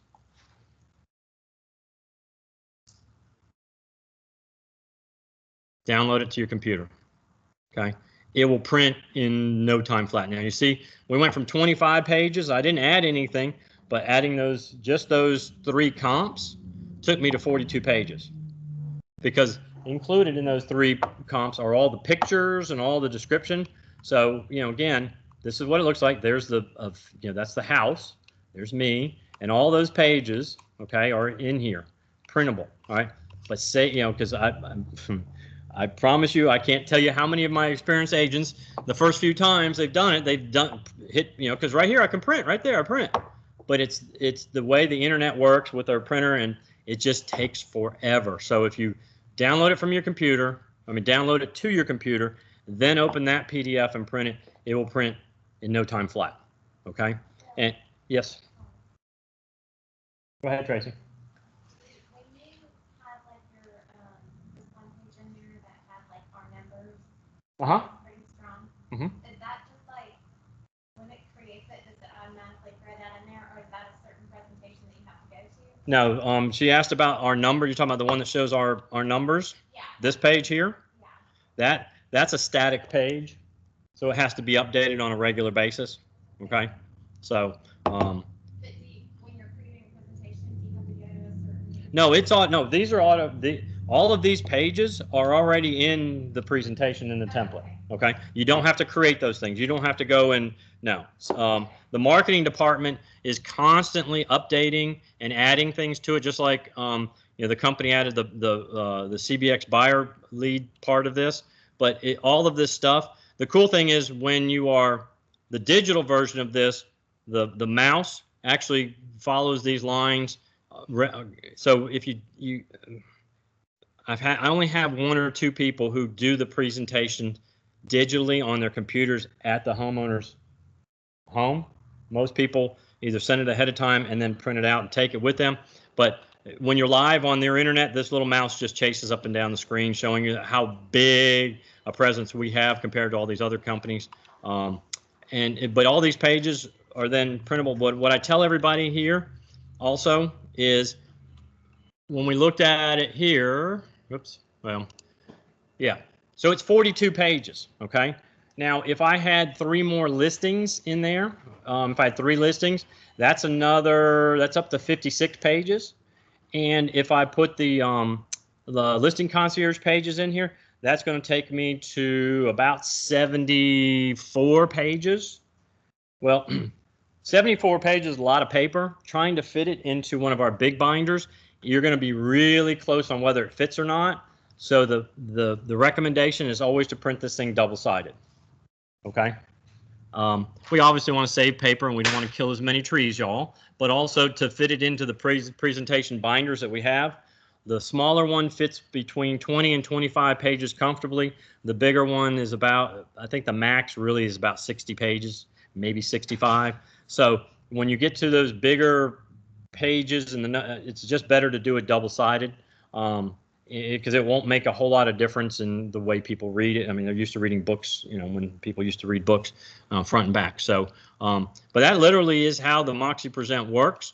It is so cool. And like I said, I would go in on your free time, which is this afternoon before the Coastal Carolina and BYU game at 5:30 on ESPNU. Go Shots kicks off and play around with this thing because this is such a powerful tool for you going on your listing presentations and even your buyer presentations when you're sitting down with your buyers, showing them and having them have a takeaway. You don't necessarily have to have the listings you're going to go show them, because if you send it to them and they're coming Christmas week 3 weeks from now, most of those houses probably won't be on the market that they're interested in. Okay, you don't have to necessarily include those. You can, but if you're going to print it out for them, I wouldn't include the listings that you're going to go show them, because you're going to be updating that showing list before you actually get out there and show them houses. And so, but it's set up that you can do all of that. And again, I think adding video, adding photos, the houses that you've sold, and having a testimonial. That's the cool thing, is because you can, again, customize the pages, but you can also do, Word documents and create PDFs and then upload them. So if you have testimonials, and, I have one agent who does a page with the picture of the house that they sold, either to a buyer or for a seller, and the testimonial underneath the picture from those folks, and does 2 or 3 of those on a page, and then creates PDF and uploads them into their personal template. And again, you can have different types of templates. You don't have to have just one. You can have several. As you saw, I have way too many, but it's just over time. When I'm doing different things for different people, it's quick and easy for me to go in here and do those. So see, this one's now here, because when I do these presentations, I create one. So you can see I've done different ones just as we're playing around with this thing. So Any questions about Moxi? Lou, you still on the line, or did you jump off? I am here. Oh, go ahead, Tracy. That's all right. So, the one that you presented just a second ago that you created that had these numbers in it, Uh-huh. was it, since it gives you different templates to choose from, was that a certain template that you Now, I used the light template. I used the short version, which was the 25-page version. Yep. And what's it called? The light, Lite, light seller for Columbia. Go ahead, Lou. Well, what do you want me to say?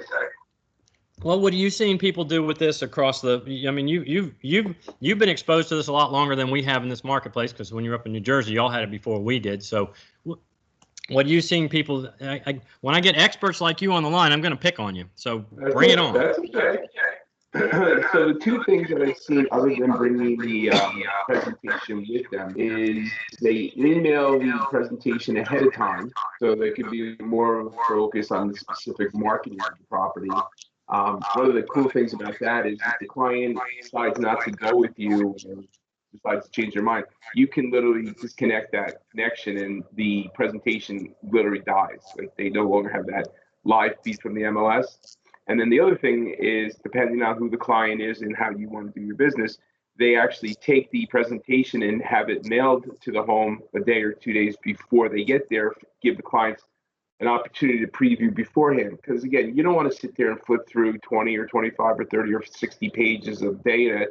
Basically, the sellers just want to know, what's my house worth and how much you're going to charge me. And of course, we want to tell them all the things we're going to do beforehand. So it's a way to kind of save a little time at the actual presentation. Cool. Yeah, and it's funny. I've done that. Mail it ahead of time. Well, not we didn't have Moxi, but back in the day, I would send them my pre-listing package ahead of time. So what did you think about that information I sent you in the mail? And they're like, oh yeah, it's in the other room. And they go in the other room, and you actually hear them tearing open the envelope because they hadn't opened it. Exactly. So, right, Lou? Exactly. Yeah. So, again, go ahead. You have some clients, just aren't as, I can say, tech savvy. They're just not as connected digitally. So if you're having a senior couple or whatnot who prefers to have something in their hand, use your discretion as to how you want to present. Right. And that, thank you for using that word, because I was going to say that same thing, but you'd said it instead of me. But yeah, the older generations, the boomers and older like me and older than me, they like having that. And again, if you think about it, 40 or 50 pages inside of one of those really nice Coldwell Banker binders, that's a hefty little thing that you're handing them, for them to review, preview, whatever. And especially if you've got an engineer, as the wife or the husband are engineers, they're going to love the charts and graphs and all the stuff that are in this thing. Most people just glaze over and they just want to keep moving. Like Lou says, how much is my house worth and how much you're going to charge me? So, thank you, Lou. Travis, did you guys have this up in North Carolina?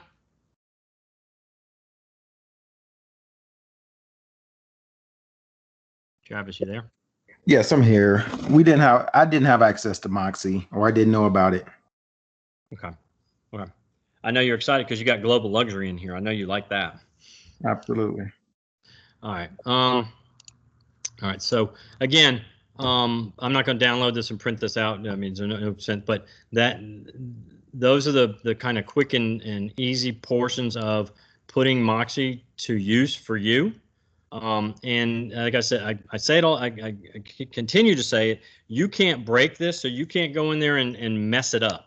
There's just no way to do that. So making your own templates, and your homework for next week is, I told you next week we're going to be doing listings. So I would like to see at least a light version of your individual home, or a home that you thinks a really good looking home.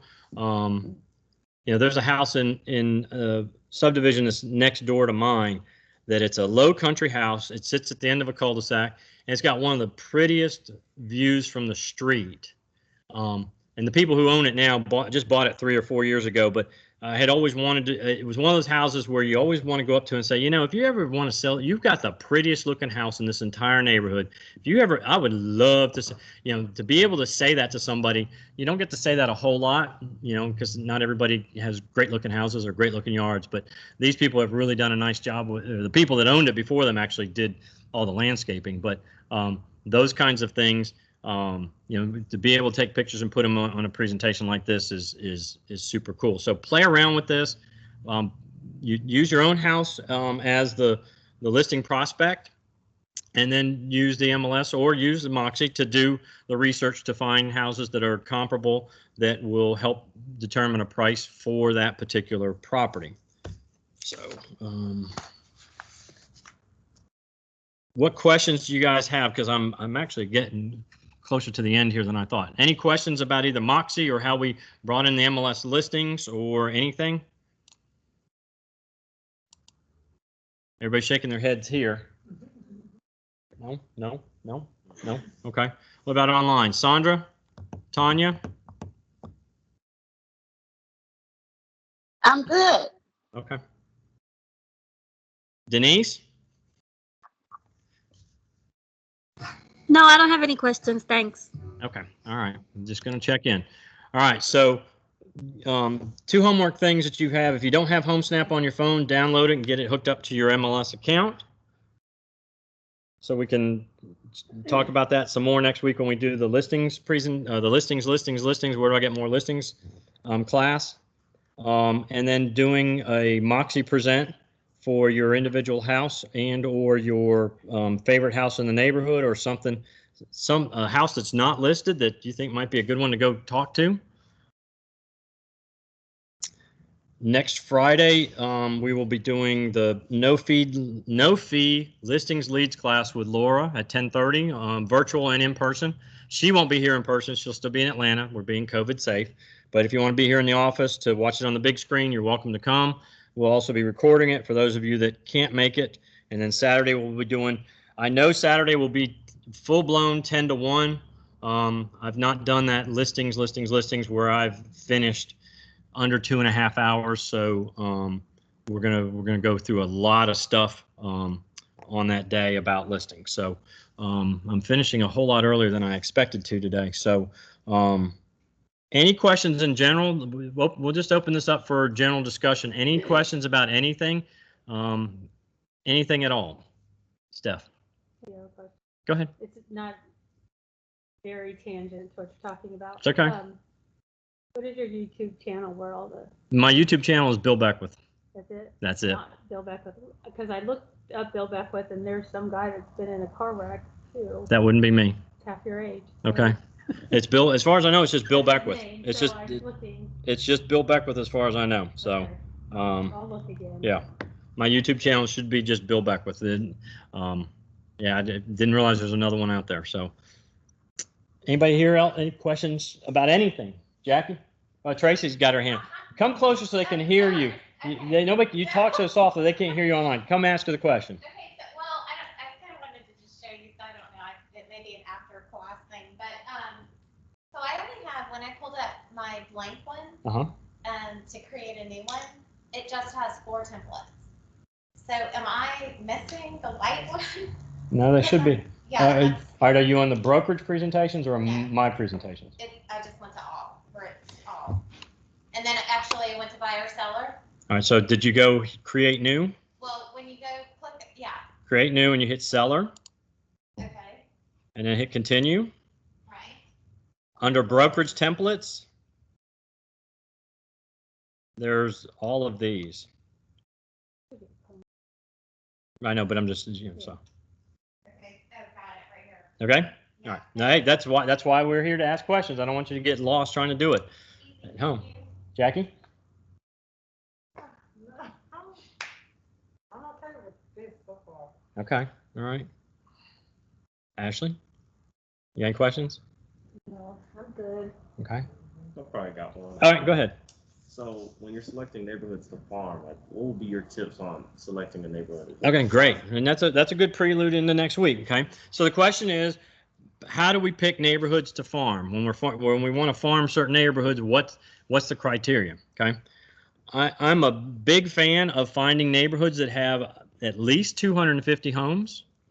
I would consider a neighborhood that's about 100 or 150, but depending on the turn that's going on. And when I say turn, what we want to look at is the ratio of houses that are turning every year. So a neighborhood that's got 250 homes, if they're turning between 6 and 10, 8 and 10%, that's 25 homes a year. So if you think of that in 4 years, 5 years time, 25 houses a year is 120. Half the neighborhood would have turned. Well, if you do that with a 100 home neighborhood, you just have fewer options 2 or 3 years down the road, depending. We were looking at one, the one that Stephanie and I are going to go look at. 5 years ago, they didn't have a house sell in 3 years, and it's a moderately priced all brick neighborhood. There's not a lot of houses in there, and then we just looked. What was it, the other day, and it was like, wow, look at all the turnover they've had in the last year or so, and they were like 12 houses, was it, out of the 100, something like that? Yeah. So but I'm 250, 300 is the number, 400, again, depending on. And then you don't want to carpet bomb a neighborhood. You want to be selective in, if somebody just bought the house last year, last 2 years, last 3 years, more than likely they're not a candidate to put on the market. Okay, so I'm going to develop my list of houses and addresses based on the information that we're going to dive into next week. But yeah, and you can also search the MLS and see that information as well. But we have Cole Realty Resource that'll do some mailing labels and things. So there's a bunch of things that we can tap into to do that. But I want that 10%. If there's one house, there's a neighborhood. I pick on it all the time. Willow Lake up here in Blythewood. There's I think 330 something homes in there, and they turn just under 10% every year. They're turning 25, 28 homes a year. Last time I looked, there was one house for sale. And it's a 150 to 250 price range neighborhood. You got some houses that are probably closer to 3 and some of the bigger houses on the newer sections. But that's a neighborhood that is prime for the picking because you've got no inventory. And if you're turning 24, 26 houses, that means you're moving 2 houses a month. That means you're 23 houses short for the whole next year. So those kinds of neighborhoods are the ones that I'm going to focus on when there's not, especially when there's, and again, we're in such a inventory shortage. We need supply to fill that inventory, and we have a story to tell. Knocking on doors again. Sandra's. She told you. She found a neighborhood that she likes, and the houses are the price range she wants to chase after. And that's the other thing we get to do. We get to decide on where we want to chase. Where do we want to be average sales price? Where do we want to? Where's our comfort level? Are you comfortable talking about, 500, 750, $900,000 houses? Are you comfortable with 150 to 200? What's going to turn faster? What's in the highest demand? Well, everything's in the highest demand right now. So yeah, that's how we determine or want to think about when we're farming. You get to decide. But ultimately we want to use the numbers to back up that decision, so we're not wasting a whole lot of time on a neighborhood that's not gonna. We've got too much competition. If there's 20 houses for sale and a 208 currently listed, which we don't have, but if we did, then it's going to be a tougher turn. So definitely. Yes. On HomeSnap, I go through a lot, and sometimes I see neighborhoods and it says likely to list. Yes. And if you see like 4 or 5 houses and like in the same neighborhood, is that an indicator of some kind of change in the neighborhood? No, what that means is that the artificial intelligence that gathers that information, those houses are probably houses that people have lived in for a specific amount of time. Okay, they are again, the stuff that we use when our seller leads is kind of the same information that HomeSnap pulls up to show likely to list. It's how long have they lived there? What kind of equity position do they have? How's the neighborhood moving? Those kind. if a neighborhood only had 4 or 5 out of 200 that were likely to list, then I do a whole lot more research to figure out why that is. So like a brand new home neighborhood isn't going to have a whole lot of likely to list because you assume. So like Hal's old neighborhood, Blythewood Crossing, for Great Southern Homes. Right. Well, that started 6 years ago. 6 years ago, yeah, 6 years ago. Well, only a few of those houses will be likely to list because there's only a few people that are lived there long enough where they'd probably be likely to be moving, bigger house, smaller house, whatever. So, that it takes into consideration all those things. Okay, so the older the neighborhood, the more likely to list or most likely to list you're going to see on HomeSnap. So basically, when I'm going in there, because it'll tell you who the owner is. Oh, yeah. And the people involved. So if you see like one owner or maybe absolutely traded to the next 2 people, and then it was like 4 or 5 houses, and they were like blocks of each other. Yeah, and they were all likely to list. Yeah, and that's it. I mean, the neighborhood I live in, I tell the story all the time. They're the people who live 2 doors away from me. Okay, they built their house in 1989. They still live in that house. Okay. They're my age. Their kids have moved on. They've gone to college. They've moved on. It's a 2-story brick with all the bedrooms up. My age. Okay. They've got a pool. It's in a cul-de-sac. They are, if you were driving down my street, they are one of the houses that would be most likely to list. Okay. Oh, okay. My house is most likely to list. I've lived there since 2000, year 2000. Okay. My neighbors on the other side just sold their house. The neighbors 2 doors down just sold their house and have it back on the market. Now, they wouldn't be a most likely to list, but they put their house back on the market. My street in particular in the last 3 years has had a large turnover, and it was only because everybody on my street was my age or older. And most of them are 2 stories, and so it's, it takes into all kinds of different, not the 2-story thing is a thing. It's just when somebody that's my age or older, 2 stories get to be a little, creaky on the knees going up and downstairs to go to the bedrooms and stuff, So, so that the most likely and likely to list on HomeSnap use the same predictive kind of algorithms that we use for our CBX seller leads. But would they be the kind of people that we would reach out to? Heck yes. Yeah. Okay. Yeah, absolutely. Yep. Basically by. I know they have a no call and yeah. So again, the reason we talk about knocking on doors and being old school is because most people don't have a home phone. If they have a home phone, it's on the do not call list. Right. There is no 411 for cell phone numbers. Okay. Exactly. And you don't drive by somebody's house and look at the front door and see their email addresses. Right. Okay. So it's very difficult to communicate with people anymore these days. Right. Now, we've always subscribed and used direct mail. Okay, we've done just listed cards and listing concierge. We send the seller the just listed silver envelope cards and all. The problem is we've all just for the month of October all got hammered with so much direct mail for the elections. That it just, it becomes part of that noise and people just throw it away. So we have to be a little more creative in how we farm and how we approach these people. Okay. So if you see a house on HomeSnap, okay, that's likely or most likely to list, I would make sure I'd do the research to make sure they still own the house. I'd go in the tax records. I'd also go in the MLS to make sure that they haven't listed the house, even though on HomeSnap it should be accurate, but sometimes. And just do all the homework before just driving down the street, see it on HomeSnap, and go knock on the door. Okay. I have a question. So if you come across a neighborhood that says no soliciting, you shouldn't knock on their doors because you can get in trouble, right? All right. So no solicitation neighborhoods and no soliciting. What are you selling?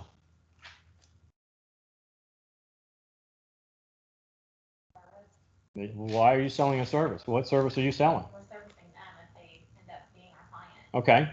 But in the beginning, you're giving them information, aren't you? Correct. You're providing information. Okay, so that's okay. I didn't know. That's why again, unless somebody, calls the cops on you and say, look, I'm out here giving it, I've got information I'm handing out about the neighborhood because people should know and they don't know.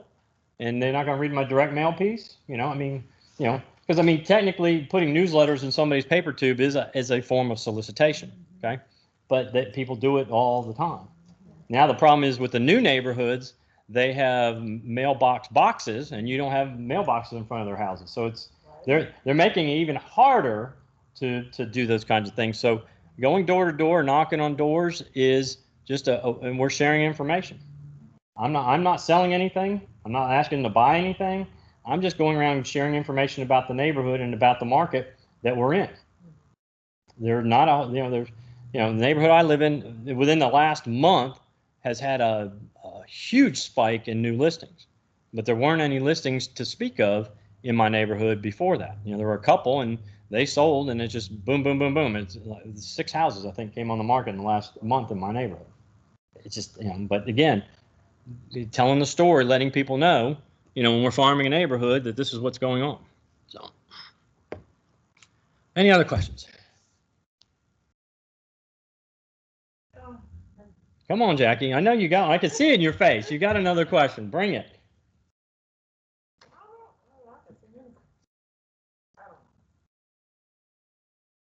Well, has anybody online got any questions? Because Jackie's not going to share. Probably have the same question. That's what she said. You probably have the same question. Go ahead, Stephanie. You step up and ask the question that Jackie wants to ask. Are you available for us to come and talk to if we have questions? Absolutely. Yeah. The question is, am I available if you have questions to come talk to me? Yes. Okay.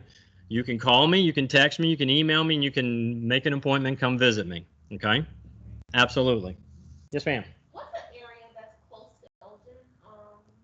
Because when I'm looking for property in Elgin, I don't see anything. All right. Or Pontiac. Yeah. Or Pontiac.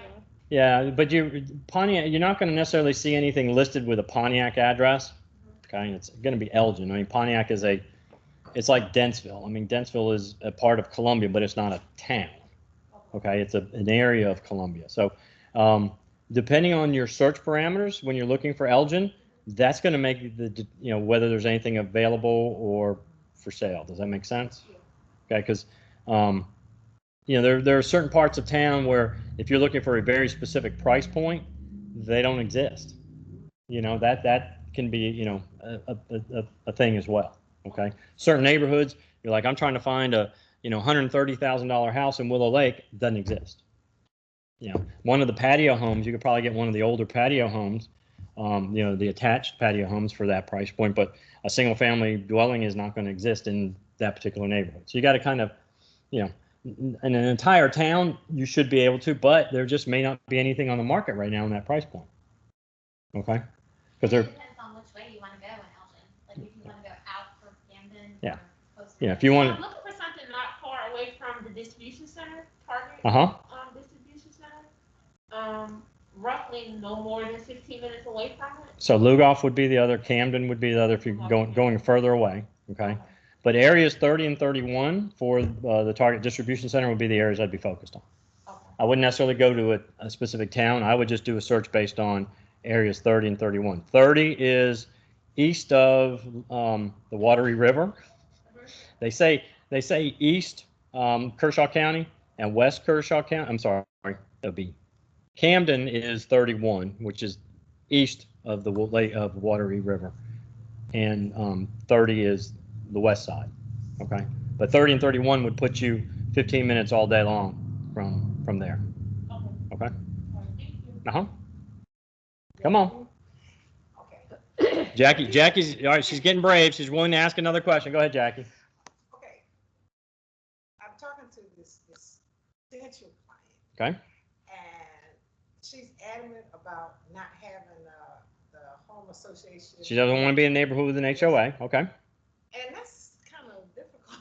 It's very difficult. Because sometimes she doesn't know much about the area, and then she doesn't want to move too far from where she currently is. Okay. The way we do that is you've got to look at neighborhoods that are older. Okay. And when I say older, I'm probably prior to 1995-ish, maybe. Okay. Even they started, and that was neighborhoods, finding houses that were that old, or that have in the subdivision, you put none. Okay. And if it's not in the subdivision, it's not going to have an HOA. They may have deed restrictions, but they're not going to have HOA restrictions where, you know, so if she doesn't want to be a part of an HOA paying dues or fees and all that, then yeah, putting in, when you do a search based on subdivision none. Subdivision. None. N-O-N-E. Yeah. Okay. Well, All right, back to the guys. Anything? Resource for like a do not call list. It's actually on my CB desk. Okay. If it's not, and if you go to my CB desk, y'all, and you can't find a specific tile that we talk about, it's available, but it's probably in the ad app down here at the bottom. Because if you click on that, see my DNC is in here.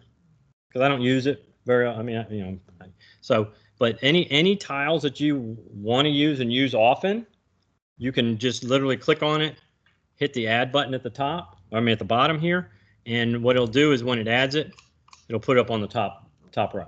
Okay, so I try to have mine in the things that I use and talk about the most, whether I'm talking to y'all or I'm on recruiting meetings. The things that I kind of use the most, because there's some things like in the ad app, the things that I don't use, agent earnings. I don't need to be looking at agent earnings. I don't need to look at direct deposit. Once you've done direct deposit, you don't need to have it on the main screen. You can exit and then all the tiles are movable. If you didn't know that already, you can literally just take them and drag them and put them in any order that you want. Okay. So those are all, they're, again, the ones that you want to have quick and easy access to. On my big screen, I have two screens for my computer. On my big screen, it shows 5 or 6 going across. On here, you can only do 4 on my laptop. So, depending on what you use. So, the ones that you're going to use the most, I would have the top 3 or 4, because you're not going to use Express Docs every day. You're not going to use the VIP every day. Those kinds of things. You can drag them down to the bottom of the screen or X amount, and it'll put them back into the ad app tile. Okay. I do have a question. Stephanie? So this is a real question. So if I was wanting to do an open house for somebody, is there a way to go about that? For example, when I kind of threw out there, not here, but in Kansas City where I used to live, they put, so it's like, oh yeah, here, hold this one open. And when somebody says that, you don't want to say, no, I don't want to do that one. You're like, sure. And it turns out it was an awesome house, but it was an $800,000, $900,000 house across the street from Patrick Mahomes, which was the cool part. Yeah. And nobody came there to look at the house. They all were like, ooh, what's Patrick Mahomes doing today? So is there a way to find a house that you could maybe approach somebody and say, hey, can I show your house? Okay. So if you couldn't hear that online, the question is, how do you go about picking houses to hold open without offending somebody who asked you to hold their house open and you don't want to hold their house open? Okay. It's up to you to determine what price point. Again, we talked about price point, neighborhoods. You get to determine that. Okay. And the quickest and easiest way, I got logged off. Boo, boo, boo. Hang on. I can get back in. Hang on. Hang with me, everybody online. Hang on. Got to log back in.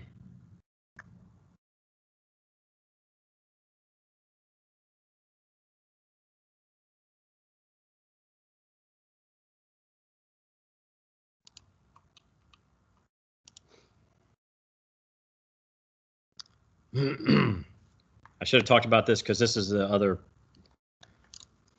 On the far right of the screen is the market monitor.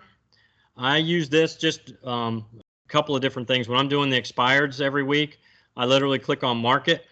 When I do them for our Wednesday meetings, and I do look back 7 days, and it gives me how many houses or how many properties, I shouldn't say houses, how many properties came on the market in the last 7 days, how many expired, how many had price changes, how many hit my hot list, how many closed, and how many pendings. Okay, and this is also, there's a couple of different things here, but when I'm looking at this and I see that 245 properties came on the market, yet 484 went under contract, that's always scary. I mean, we're upside down. We're selling almost twice as many houses that are coming, right at twice as many houses that are, or properties, because it's all properties. It's not just single family. This is land, condos, commercial, everything under new is new. But you go back to the office tab, right here at the bottom, it shows you how many active listings we have. If you click on that, as an office, we have 85 listings. And as you can see, it's all different stuff. So we got commercial, we got lots and lots of acreage, and then residential. Okay, so you can literally go through the residential and pick price point, neighborhoods, and see what we have available. Pretty much every agent in our office understands and is willing to share and willing to let you hold their house open. So typically you want to give yourselves at least a week to do some social advertising and things like that. So if you look through, this weekend, go through, hey, I want to hold that house in Earlwood on Lindsay Street for $154,900 open next weekend. I'm going to click on the MLS number, look and see who has it. And we'll go down the bottom, go, hey, Jimmy Martin's got that listed. I'm going to call Jimmy and see if I can hold that house open next Sunday. Okay, so Monday you would start hitting social media. Come see me at 3100 Lindsay Street on Sunday. I'll be there from 2 to 4, and then you can go back into Moxi, do a quick flyer. All right, and if you're going to go knock on doors in Earlwood, which is a pretty good neighborhood to do, you could do that, and literally that's how you pick and choose. Does that help? Yeah.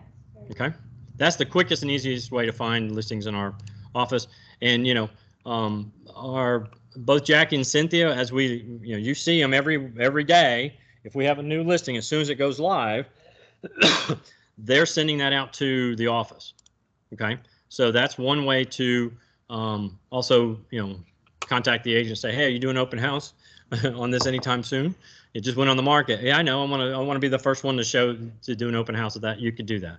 Okay, and the reason we also send it out as soon as it goes live is we want to give agents in our office that are working with buyers, if they don't tune in on Wednesday when we talk about upcoming listings, or somebody wasn't online to talk about their upcoming listings, we want to try to give everybody in our office the first crack at selling it if they've got a buyer that's looking at it.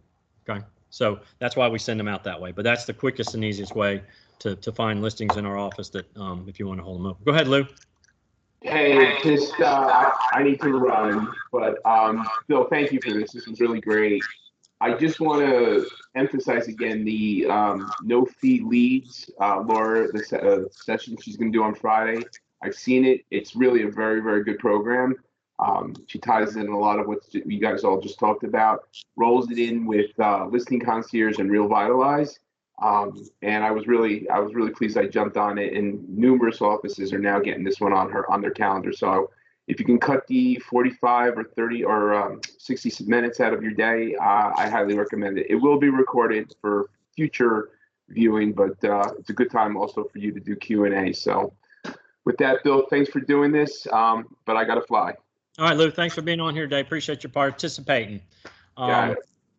So again, there's so many cool ways to put MLS and the tools and systems we have to your benefit, and using, I use Market Monitor every day. I use the quick search every day, and sometimes more than just once a day, because I've got agents who, again, I'm not sure about the value, and I'm not, agents that are 15, 20 years in this business still, they want to ask. So there are never any stupid questions, right, Jackie? Right. Real estate, you just don't know what you don't know because you don't know it yet. Okay, and I can't teach it all to you because I've been in this business 25 years, and it would take me 25 years to rehash it all, remember it all. So there are no stupid questions. I'm here to answer them all. I'm pretty good at texting y'all back when you text me. I will if I don't answer your call, that means I'm in a meeting or I'm on the phone. But otherwise, because if I answer the phone, Sam's not still on here. If I answer the phone, you don't have to ask, have you got a minute? Because I've answered it because I got a minute. Okay, you don't have to ask. It happens. I tell y'all, it happens all the time. Hey, you got a minute? Yeah, well, I answered the phone. I can't say it that way, but just know if you leave me a voicemail or you call, I'm going to call you back. And sometimes it takes me till 4 o'clock, right, to call you back when you call me at noon. But but I will get back to you as quickly as I can, unless I'm just jammed up with meetings and virtual calls and stuff. So, any other questions before we call this quits? It's a 12:05. I did a really good job flying through this. It's a lot of material. There's a lot of cool things. It's just you got to get in and play around with them. You know, you got to get in there and just use them, get comfortable with them. And as you come across, you know, bumps in the road, just call me. And, you know, because I can literally get on the computer while you're on the computer. We can get on a Teams call. We can look at it and figure out what, you know, where you got stuck or what tab you missed hitting or whatever. Okay. All right. Well, thanks for being here. Y'all online, thanks for being here. I think, Travis, you're the only one that's still here. Thanks for being here, buddy. Have a great weekend, and y'all, 5:30 ESPNU, Coastal Carolina, BYU. Just be there. Talk to you later. Bye.